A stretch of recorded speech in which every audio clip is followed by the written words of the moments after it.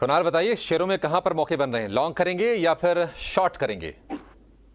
अभिषेक, जैसे हमने बात की, स्टॉक स्पेसिफिक मूव ही हमें देखने होंगे, तो डेफिनेटली जो स्टॉक्स पे हमें बॉटम पे सपोर्ट पे मिल रहे हैं एज ऑफ नाउ, और जहाँ पे थोड़ी सी अच्छी सी रुझान बन सकती है, वहां पे हम लॉन्ग करने की सलाह देंगे। तो उसमें एक जो काउंटर मेरे नजर पे एज ऑफ नाउ है, वो है मारुति।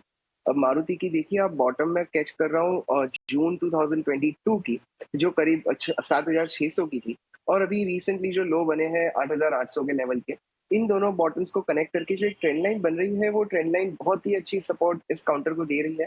प्रेजेंटली ये काउंटर चल रहा है 8,900 पे। हमें इसका स्टॉप लॉस रखना होगा 8,800 का।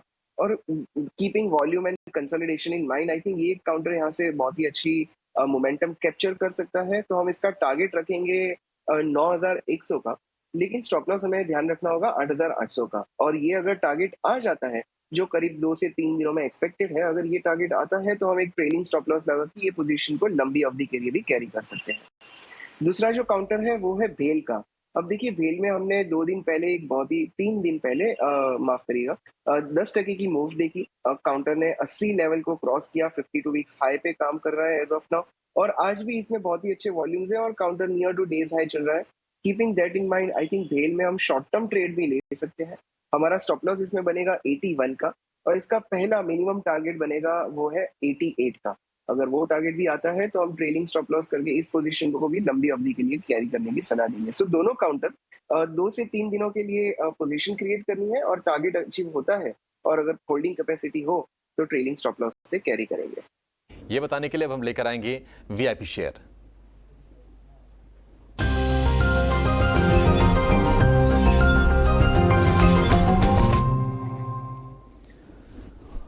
और आपको वीआईपी शेयर बताने के लिए हमारे साथ जुड़ गए हैं बाजार के दिग्गज fundamental expert profit mart securities के अविनाश गोरक्षकर। अविनाश जी, बहुत शुक्रिया आपका समय देने के लिए। स्वागत है आपका 18 हाउस संदेश पर। बताइए, आज कौन सा शेयर चुना है आपने? हाँ अभिषेक, आज जो शेयर मैंने चुना है वो बेसिकली एक ऑटो कंपोनेंट कंपनी है जिसका नाम है Minda Corp limited. Minda Corp basically एक नॉर्थ इंडिया बेस्ड कंपनी है और बेसिकली 2 व्हीलर्स, 4 व्हीलर्स और कमर्शियल व्हीकल्स के लिए में कंपोनेंट सप्लाई करती है। इनका काफी बड़ा प्रेजेंस इलेक्ट्रिक व्हीकल के पोर्टफोलियो में भी है। पिछले साल इन्होंने करीबन 2,800 करोड़ के रेवेन्यू पे करीबन 170-180 करोड़ का प्रॉफिट किया था।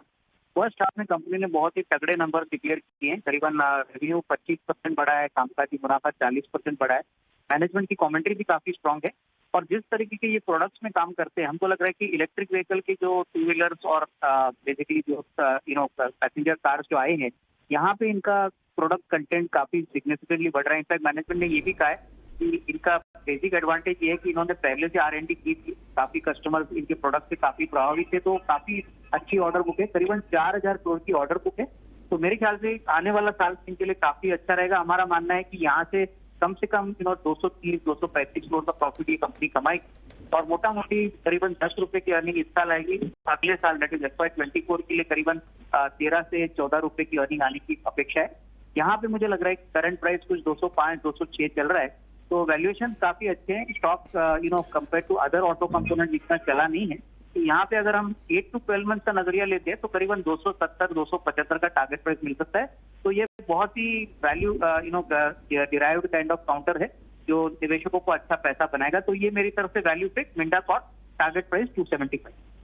ठीक है, मिंडा कॉर्प ऑटो इंसिलरी ये कंपनी है और इस साल ये शेयर 250 रुपए के ऊपर हुआ करता था, वहाँ से फिसला है। उसके बाद फिर से वैल्यूएशन जो हैं वो आकर्षक हो गई इसकी, और आपको 275 रुपए के लक्ष्य के लिए आप अविनाश जी सुझा रहे हैं 1 साल का इसमें आपको टारगेट रखना होगा। 1 साल के लिए भी ठीक ठाक टारगेट्स हैं। 210 रुपए के आसपास शेयर ट्रेड कर रहा है, 65 रुपए की अपसाइड यहाँ से, यानी कि तकरीबन 30% की गुंजाइश इसमें प्रॉफिट की बनती है। अविनाश जी, बहुत शुक्रिया आपका समय देने के लिए और ये बेहतरीन वीआईपी शेयर सुझाने के लिए।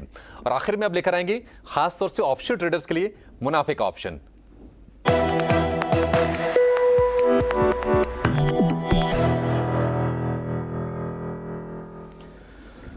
सेंट्रम ब्रोकिंग के नीलेश जैन हमारे साथ हैं। नीलेश जी, बहुत शुक्रिया आपका। बताइए, आज क्या चुना है आपने? पुट देंगे या फिर call? Afternoon due Abhishek ji, देखिए कॉल के साइड में ही रहेंगे। बाजार में काफी अच्छा मोमेंटम है और ये मोमेंटम बरकरार रहता हुआ दिख रहा है।